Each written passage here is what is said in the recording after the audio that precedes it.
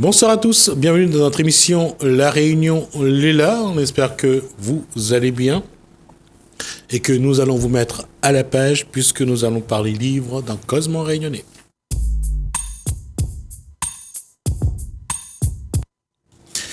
Koulsoum, bonsoir. Bonsoir Gismi. Marie-Noël Périne, bonsoir. Bonsoir Gismi. Alors, à la une des livres ce soir. Alors, c'est quoi Bibliothèque C? Bibliothèque C, c'est la médiathèque du port. Je te laisse présenter. Pourquoi C? En fait, c'est le nom d'un des premiers maires du port. Et donc, il a laissé une trace et personne ne le connaît. C'est un Joseph Say et qui a laissé donc son nom au quartier qui s'appelle le quartier Say. Say ou Say, selon comment on veut le prononcer. Et donc, c'est la première bibliothèque du port. Et actuellement, provisoirement, on est installé là-dedans le temps qu'on puisse réhabiliter la médiathèque Benoît de Boulard. Oui. D'accord. Donc ça va être fait alors. Oui, c'est refait, c'est en cours et très bientôt on va réouvrir la médiathèque cette année, je l'espère. Très bonne Nous nouvelle. aussi. Les Portois aussi d'ailleurs. Oui, les Portois attendent. Alors la question c'est de quoi allons-nous parler tout de suite? Alors aujourd'hui, en attendant Benoît de Boulard. dans le cadre de le 24 avril, on va montrer l'affiche. Je vais montrer l'affiche. Donc, le 24 avril, je lis un livre pays. Il faut le lire pas seulement le 24 avril, il faut aussi le 25, le 26. Et le temps que ça passe donc à la télé, voilà, merci. Donc ça c'est un événement donc le 24 avril. Le 24 oui, avril. C'est le 24 avril, c'est un événement qui est porté par l'association La Réunion des Livres. Et donc dans cette édition, donc le but c'est de pouvoir promouvoir la littérature réunionnaise, la littérature pays et aussi la filière livre, puisque c'est les professionnels du livre qui vont aussi être à l'honneur, les éditeurs, les auteurs, les écrivains, les illustrateurs, les bibliothécaires, la librairie. Donc c'est pour ça que je suis ici aujourd'hui. C'est aussi pour vous dire que nous, les bibliothécaires, on est peut-être un petit peu au bout de la chaîne et on est là, nous, comme dit Gismi, pour promouvoir la littérature tout le long de l'année et tout le long de notre vie, depuis bébé jusqu'au plus grand. Alors, puisque le mot a été lâché, les bibliothécaires. Alors, quelle est la différence entre bibliothécaire et documentaliste? Bibliothécaire, donc nous sommes donc dans la fonction publique territoriale, nous travaillons dans les bibliothèques et ça peut être aussi une bibliothèque spécialisée, d'entreprise, au TCO, ou médicalisée, etc. Le centre de documentation va accueillir donc une documentaliste ou un documentaliste qui est plus sur quelque chose de très fermé, très spécialisé, par exemple des élèves. Donc on peut travailler donc dans un centre de documentation en direction d'un public captif. Ça peut être des élèves. Donc voilà. Donc là, le documentaliste est plutôt dans un cercle plutôt fermé, alors que nous sommes au service de tout public. Oui. Voilà. Et pour être documentaliste aussi, les diplômes ne sont pas les mêmes. Bibliothécaire et documentaliste, c'est pas tout à fait la même chose. Il y a un concours à passer, il y a un CAPES-DOC à passer. Je sais pas s'il est toujours de vigueur, mais en tout cas, il y a un concours de professeurs documentalistes. Qui existe toujours. Voilà, ça c'est peut-être pour éclairer, parce que être bibliothécaire, c'est pas quand on regarde ces personnes qui sont assises à leur bureau et qui on a l'impression que c'est pas un travail difficile. Quand on regarde de l'extérieur, c'est pas difficile, mais de l'intérieur, quand on y est, c'est tout à fait autre chose et tu as raison de le dire parce qu'on a l'impression d'être des personnes qui sont à la banque d'accueil, on est là et donc en fait beaucoup me disent quand ils veulent faire ce métier, moi j'aime lire. J'ai dit en fait il va pas suffire d'aimer lire parce que en fait ce métier recèle on va dire de petits métiers. Nous avons un relieur par exemple qui va réparer les documents. Nous avons des personnes qui rangent, qui classent et en fait un livre mal rangé est un livre perdu. temporairement perdu. Et une fois qu'on l'a classé, on l'a rangé, et on le classe dès qu'il arrive dans la bibliothèque. C'est-à-dire, on va le cataloguer, on va le ranger dans des champs, on appelle ça des champs. On désherbe. Donc, désherber, ça veut dire d'enlever les livres qui sont obsolètes pour remplacer par des nouveaux. On pilonne. Pilonner, ça veut dire sortir des livres de l'inventaire. Donc, à ce moment-là, ils vont partir soit à une déchetterie, soit ils vont être recyclés et ils vont avoir une deuxième vie. En fait, c'est un métier qui demande quand même d'avoir la tête sur les épaules parce qu'il y a énormément de classification, de rangement et de réflexion autour de comment ranger le livre, comment le classer. Et c'est ce qu'on appelle la bibliothéconomie. C'est la science, en fait, et la gestion de la bibliothèque en général. On a aussi un logiciel, nous avons un portail, d'ailleurs un petit clin d'œil, suivez-nous sur notre portail et notre page Facebook, parce que sur ce portail, on a deux grandes vitrines, nos actions, et puis si vous avez envie de savoir si on a ce livre à la bibliothèque, un livre dont vous avez entendu parler sur Télécréole, vous pouvez, de chez vous, à n'importe quelle heure, taper sur notre portail pour savoir si il est sur nos rayons. Donc voilà, c'est cette science-là qu'on met en place. C'est donc l'occasion de rendre un hommage aux bibliothécaires, également aux documentalistes pour le travail qui est fait. Et je pense que si nous, ici, on essaye de mettre en avant le livre, c'est aussi tout ce qui concerne, tout ce qui est autour de cette activité qui est le livre. De cette science, parce que c'est une science en fait. Exactement. C'est une science. Voilà. Merci à tous les bibliothécaires et merci également à tous les documentalistes. Je te remercie de me donner la parole sur notre métier parce que c'est quelque chose de délicieux. Et en même temps, effectivement, on regarde des films, on lit, on écoute l'actualité et on se branche, on essaye d'être connecté pour être au service de la population. Et justement, alors, tu as choisi. Alors aujourd'hui, moi j'ai choisi le porc. Et donc j'ai choisi le porc. Pourquoi j'ai choisi le porc? Parce que dans ce roman, qui est un recueil de nouvelles, donc recueil de nouvelles, c'est un récit court. Donc là, c'est une fiction. Et c'est court. La nouvelle, c'est ça, le principe de la nouvelle. Plusieurs récits dans Plusieurs récits, donc c'est un recueil avec, donc, comme titre, Contre-pied de Julien de Cornières, Nouvelles de l'océan Indien. Et dans ce petit recueil qui nous a dédicacé Médiathèque Benoît de Boulard, merci Julien de Cornières, il m'a conseillé de lire une petite nouvelle. Et dans cette petite nouvelle, je vais vous lire un petit passage, mais très rapidement. On parle de nous, les bibliothécaires. À partir de là, le déclic s'opéra. Elle travailla d'arrache-pied et son niveau ne fit que s'envoler, notamment en langue où elle avait par nécessité toujours eu de grandes facilités. Et puis, à l'occasion d'une visite scolaire, elle découvrit un jour la médiathèque du port, située à 2 pas de chez elle, et se mit à lire des après-midi entiers, très loin de l'agitation de sa rue.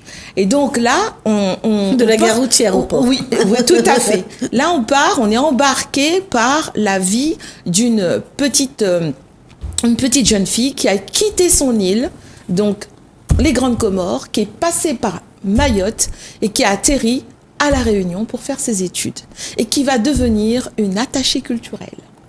Et c'est un petit bijou, c'est un délice. Et donc c'est court, donc Jesmi, je te le recommande. Et puis c'est alléchant, c'est bien parce que il passe d'une île à une autre. C'est vraiment les nouvelles de l'océan Indien que je vous conseille.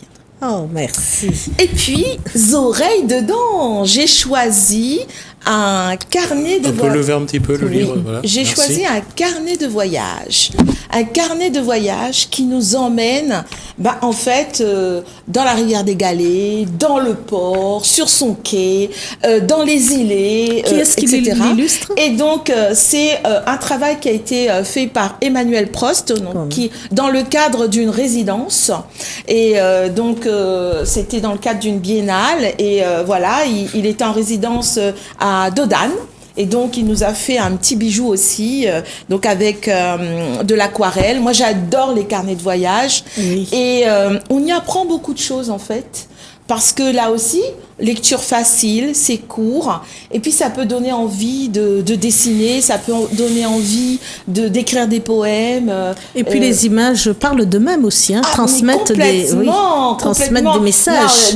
Il y a des messages dans chaque page. Vous avez des pages qui sont sombres et des pages qui sont complètement lumineuses. Vous avez aussi un crayonné là, des croquis. Vous avez des petits croquis, vous avez du feutre.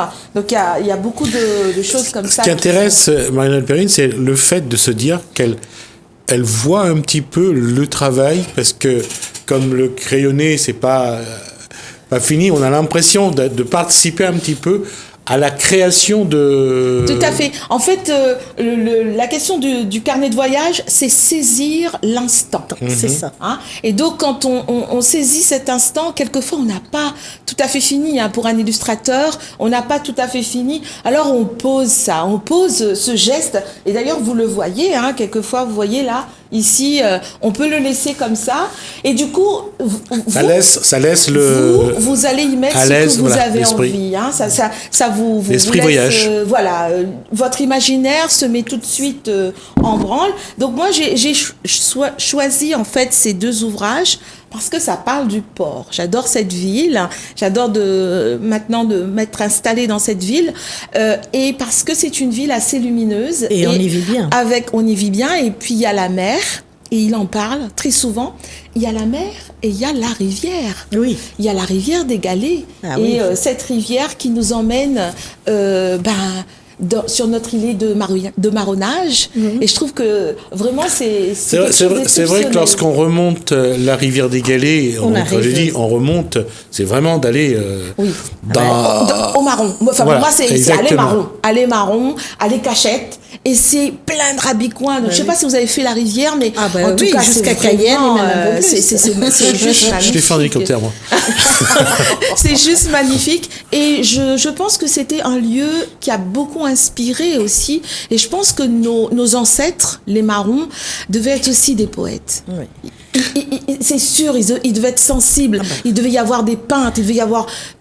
Moi, ça me fait rêver. Mais parce que dans le langage, déjà, le langage est poétique. Le rayonné est poétique. Toutes les expressions rayonnaises sont poétiques. Pour rejoindre ce que disait Marie-Noëlle, je veux dire que quel que soit le temps, que ce soit à la préhistoire ou aujourd'hui, ou il y a 3-4 siècles de ça pour l'histoire de la Réunion, les esclaves qui s'échappaient des plantations, des habitations, remontaient la rivière. C'était plus facile de remonter la rivière pour aller vers les hauts, vers la montagne, que de passer dans des endroits où il y avait beaucoup d'arbres. À l'époque, il y avait beaucoup d'arbres, il y avait beaucoup de plantes, de lianes, et c'était pas évident. La rivière était vraiment la solution. Et en plus, pour boire, pour pêcher. Pour pêcher, pour manger, il y a des plantes médicinales. Oui. Et donc, du coup, il y a tout. La rivière, cette rivière, et puis, il y a une chose aussi, à l'époque, où est-ce que les animaux allaient boire, et pour la chasse, pour manger, c'était quelque chose de beaucoup plus simple. Et c'est pour ça que la rivière des Galets reste, avec quelques rivières à La Réunion, reste des lieux de référence. Oui, et mythiques aussi. Voilà. Alors là, j'ai une nouvelle, c'est la chasse au tang. Ah. Et on est embarqué dans ces îlets-là aussi. Voilà. Hein, on monte par Dodane et tout, etc. C'est juste sublime. J'ai adoré ça. Mon fils me dit, j'ai lu La chasse au tang. Bon, j'ai dit, c'est extraordinaire. Et cette chasse au tang, c'est vraiment délicieux parce que on est entre la légende et puis le réel. Et donc là, on a les chiens qui sentent les choses. Il y a le monsieur qui chasse son tang, qui a fait des petites cages pour bien laisser en stockage les tangs, le temps qu'il aille ailleurs. Pour ne pas le tuer tout de suite. Exactement. Il a différé justement pour pas le tuer, pour qu'il garde encore toute sa fraîcheur. avant d'être mangé. Et c'est un paradoxe, mais le tang, c'est délicieux. La rigidité du tang est rapide. Tout à fait. Exactement. Et puis il y a un moment où on va manger aussi ce curry tang, et on a une cuisinière hors pair qui ne dit pas ses secrets de cuisson. Oui, et franchement, j'ai pris plaisir à lire ce livre-là aussi, enfin les deux ouvrages, et j'ai fait une connexion naturelle, hein, parce que ça tourne autour du porc, et j'ai beaucoup apprécié. Moi, je vous invite à venir justement le 24. Le 24, on va faire une journée dédiée donc à cette littérature réunionnaise, à ces auteurs réunionnais, ces écrivains, ces professionnels réunionnais, le matin pour les enfants. Et donc, on va découvrir avec Lucilie, donc, qu'on a reçu aussi, Cathy, qui va nous emmener dans son monde, gâteau patate, dans son monde de gâteau patate, de bébés, de petits cochons, de pintades, etc., hein, des animaux de la ferme, et de tang, et dans des livres animés. Et puis l'après-midi, on souhaite réserver l'après-midi pour les auteurs du port. Patrice s'est déjà mis sur les rangs.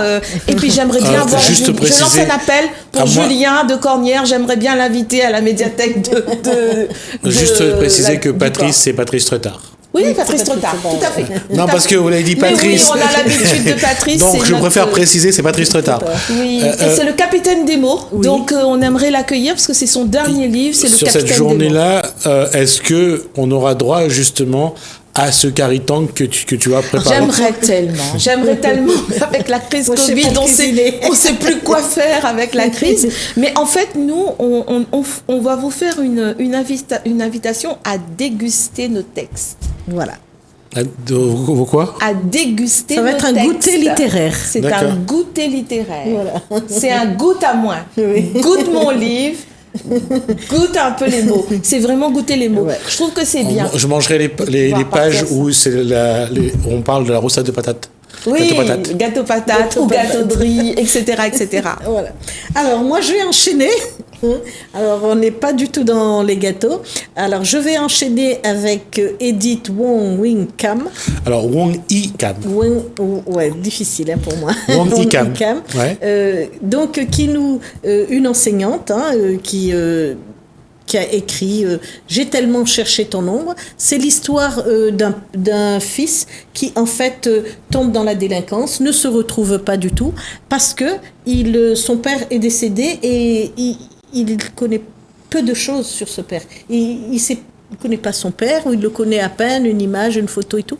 Et il va reprendre le chemin, reconstituer le chemin de son père. Oui, j'allais dire refaire le chemin à l'envers. À l'envers, exactement, pour découvrir ce père, donc ce père qui finit par se marier avec donc sa mère en deuxième épouse. Qu'est-ce qu'il a fait avant? Donc il va retrouver la première épouse, et ainsi de suite. D'accord. Généralement, quand on va à la recherche de quelqu'un, on trouve une personne. On se trouve soi-même. Soi-même, c'est une quête identitaire. Voilà. C'est une quête, voilà, donc qui va l'emmener en Chine, découvrir le pays de son père, et finalement, lui, il s'est dit oui, d'accord, et puis on va essayer de le marier là-bas. Donc c'est comme ça que sa maman est venue à l'île de la Réunion, et il découvre ce papa qui n'avait pas du tout envie d'épouser une chinoise et qui avait fait une vie à Paris, une autre vie, et voilà. Et donc il découvre des choses. Chaque être est particulier et chaque être a ses envies. Surtout qu'on cache les choses, voilà, c'est ça. C'est ce secret qui l'a rendu. C'est pour ça il s'autodétruisait à cause de ce secret. On va quand même on va dire autre chose, c'est-à-dire qu'il n'y a pas seulement des secrets, c'est-à-dire que c'est pas caché, ce que lui ne le connaît pas. Oui. Parfois, il y a des choses qu'on ne connaît pas, et c'est vrai qu'on ne nous a pas transmis, mais pas volontairement. On ne nous a pas transmis, oui. Ou qu'on lui a expliqué, mais il était peut-être trop petit. Non, il y a beaucoup de secrets dans nos familles que nous ne connaissons pas. D'abord parce qu'on n'a pas eu l'occasion de rester ensemble pour se raconter ces histoires-là. Et puis, il y a un moment, on a envie de sortir de là, on a envie de partir, on a envie d'aller voir autre chose. que de porter les secrets de famille qui nous pèsent. Un tel parle pas avec un tel est en colère avec un tel. Et à un moment donné, bon. Mais ça va beaucoup plus loin parce que j'ai vu en psychogénéalogie, c'est que les secrets sont tellement bien enfouis et bien gardés que des fois, ils sont dans plusieurs générations. Et que quelquefois, ils apparaissent et c'est là qu'on se dit « Ah, mais il y avait un ancêtre qui avait ça, qui a fait ça et aujourd'hui, ça se répète. » En plus, ça se répète. Parce que c'est en nous. C'est en nous. Et c'est surtout que c'est la Chine des années 90. Oui. Donc, c'est pas si loin. Oui. Il y a 30 ans. Oui, il y a 30 ans. Donc, c'est quand même... voilà. Et il se disait que, bon, il y a 30 ans, on n'avait pas besoin d'aller chercher à épouser quelqu'un de là-bas. Pardon ? Aujourd'hui encore, les mariages sont arrangés dans des pays... C'est vrai. Mais bon. Voilà. Donc là, oui, c'est un mariage arrangé parce que lui, il ne sait pas. Mais il y a une tante là-bas qui lui pousse. Donc, Noélie entre les chambres, je dirais. Faut voir que dans des pays, là, les traditions du mariage, c'est pas deux êtres qui se rencontrent, qui s'aiment, non. C'est la famille qui décide qu'une fille épousera tel garçon et c'est presque naturel. Ouais. Et alors, quand ils s'en rendent compte, il est vraiment, il est pas content, quoi. Là, il est vraiment. Parce que c'est ce qui l'empêche d'ailleurs de trouver l'amour, de trouver la femme parce que comme il est dans la tradition de son père, c'est tu épouseras la femme qu'on te donnera et qu'on va désigner. Donc, voilà. Et puis finalement, quand il apprend que son père avait quand même à côté une vie qui pleine et qu'il était à Paris et qu'il a connu de la culture et qu'il a fait autre chose qu'on ne trouve pas à l'île de la Réunion, il se dit son père a choisi sa vie. Il a choisi sa vie. C'est ce que nous devrions faire normalement, mais avec le Covid, pour l'instant, il y a un virus dans la machine. On va essayer de voir si on peut... Je suis désolée d'être un peu contradictoire et faire l'avocat du diable. Virus ou pas virus, c'est à nous de prendre en main notre vie et d'en faire de la magie. Chaque jour, on doit faire de la magie avec même les forces négatives. Et ça... c'est une force. Ça, bien c'est sûr, une force. Il faut qu'on dépasse ceci. Ça, c'est une force, et c'est vrai. Et c'est une force qui vient des livres. Parce que lorsqu'on lit beaucoup, l'imaginaire permet de voyager, de s'évader. Oui. Et ça, c'est vrai. Oui. Ce que dit Marine Perrine, effectivement, c'est quelque chose de vrai. Mais exactement. Il faut avoir cette force de caractère. Il faut aussi avoir envie d'ouvrir les livres, de tourner les pages et de voyager avec les mots. Et maintenant, on n'a plus que les livres, on a des tablettes, nous avons des liseuses, nous avons d'autres moyens. C'est aussi, virtuel. On peut, moi, en audio, quelquefois le matin, pour gagner du temps, j'écoute quelques romans en audio. Donc, il y a tous les moyens pour pouvoir se mettre au service de cet imaginaire et de s'échapper, de s'évader, de sortir de ce marasme. Actuellement, il n'est plus permis de me dire là que nous sommes enfermés. Non, nous sommes enfermés libres. Dans les séries surtout. Oui. Alors, je dirais rien de plus. On reste là-dessus et on va juste. Merci, Marine Perrine, parce qu'on a déjà dépassé de 2 minutes de temps que nous avons parlé. Merci également à Koussoum Leibou, parce qu'on la revoit juste après. On va nous marquer une pause. On se revoit juste après.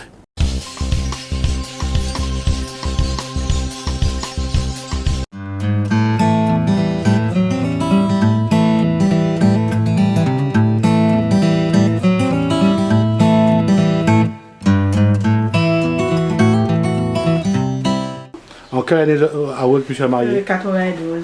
92 Non, 72. Alors, on recommence. En quelle année vous avez marié En 72, 23 décembre, je pense. Et en quelle année vous avez rencontré les autres Ah là là, marmaille, on était jeunes. J'avais 15 ans et Jean-Claude, lui, 17 ans. Ça a été le coup de foudre? Oui. Combien de temps vous êtes ensemble?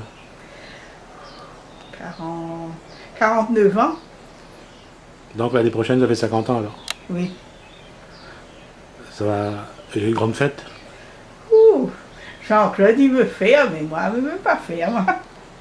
Et comment t'es dit avant? Tu es cochon? Oui. Quand tu vas faire tout dans le cochon. Il dit non. Comment on l'a vu avec lui quand il a commencé à vendre sa moussa? Ben, on a serré les coudes. Ben, c'était bien.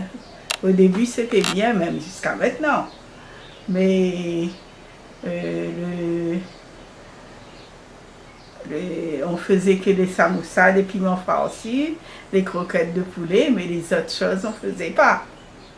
Mais après ça,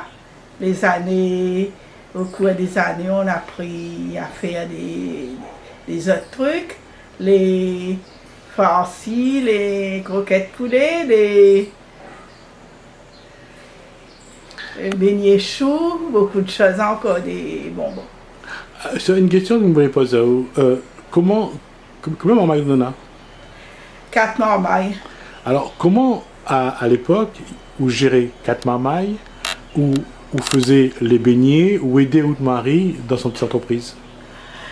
Ben, moi, je réveille de bonne heure, prépare les enfants pour l'école, et après, quand les enfants finissent d'aller à l'école, attaque notre corvée, mon mari et moi.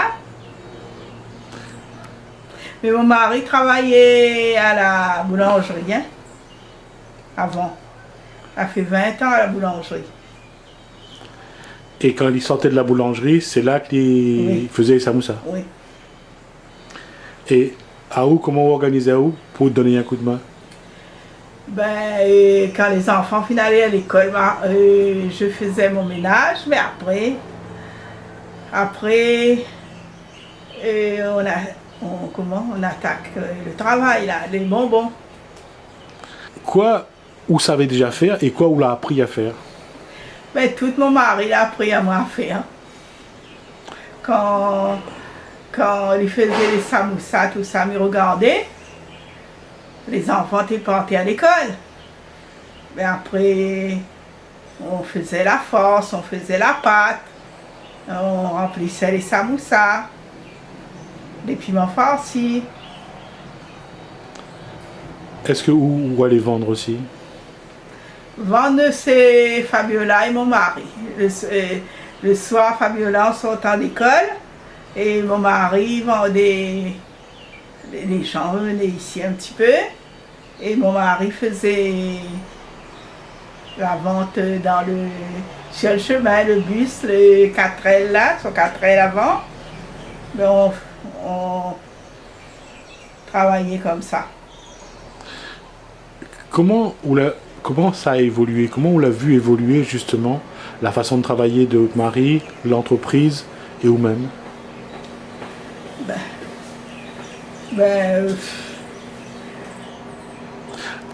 Il avait un peu plus de matériel, il avait un peu plus de façon... Oui, ouais? Parce que les matériels avant étaient manuels, on faisait à la main, les saucisses, tout ça. Mais maintenant, il y a des appareils, des moulins, Aujourd'hui, c'est plus facile pour travailler, plus facile pour faire les saucisses, faire le boudin. Les enfants. Ouais? Mais moi, je ne travaille plus aujourd'hui, moi. Quelquefois, j'aide mon mari là-haut à faire des samoussas, mais je travaille plus, moi. Et quoi vous garde comme souvenir du début à aujourd'hui? Quoi vous gardez comme bon souvenir? Moi, je suis contente de moi que nous avons réussi, que aujourd'hui mes enfants ont un petit boulot et j'espère avoir un petit peu plus tard. Avec le temps d'aujourd'hui, c'est pas facile. Peut-être nous aurons l'occasion de faire notre charcuterie, notre bâtiment que nous sommes en cours de faire.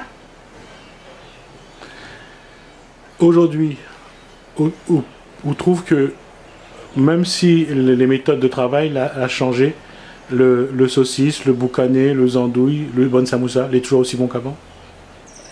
Oui, oui, il y a un changement de goût, mais il est toujours aussi bon qu'avant. Les clients, ils vantent. Je ne connais pas d'après les clients, mais il est toujours aussi bon, mais moi, je ne mange pas tout le temps là-dedans. Fait, à un moment donné, ça ne rentre plus. Quoi vous l'a aimé le plus dans tout ça, dans cette vie que vous l'avez eue? Quoi vous l'a aimé le plus? La charcuterie, l'abattage au fond. Moi, j'ai fait ça, et Jean-Claude travaillé en l'air. Ben, c'était merveilleux ce temps-là, j'ai aimé ça. Et le fait que les enfants la rentrent dans la danse, la rentrent dans le rond, pour vous, c'est ça aussi qui est bien? Oui, oui. Les enfants, la rentrent là-dedans, parce que dès qu'elle a sorti l'école, là, elle a fait le stage de charcutier là. Mais Fabiola a fait manuel, hein, parce que il ne connaît pas trop bien lire. Après, ma fille était en France, ma dernière fille était en France. Elle est venue là 2 ans, la rentre la Réunion. Ben, je suis content que les autres là font le travail des autres papas. Les autres papas, ils surveillent quand même, ils sont toujours là pour surveiller les autres, mais ça va. Quoi vous aimeriez voir aujourd'hui?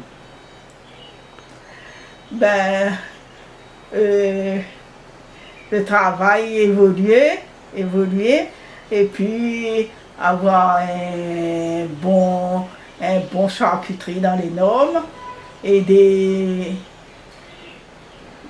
trucs pour faire travailler les enfants. Pour vous, personnellement, le travail il a été très prenant, vous l'avez beaucoup travaillé. Oui.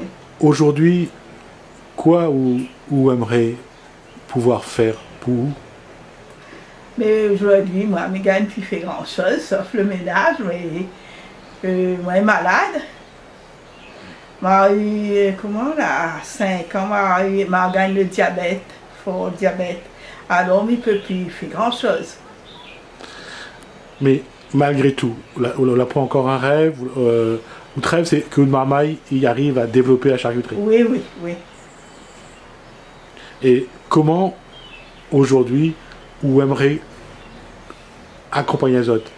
Continuer, parce que c'est d'abord une réussite familiale. Oui. Comment cette famille-là doit continuer à grandir ensemble?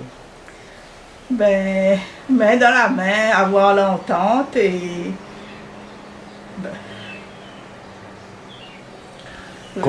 Continuer à Mazotte? Oui, oui. Mon Dieu merci, jusqu'à maintenant, mes enfants y entendent eux autres, parce que les grandes familles entendent comme ça. Hein?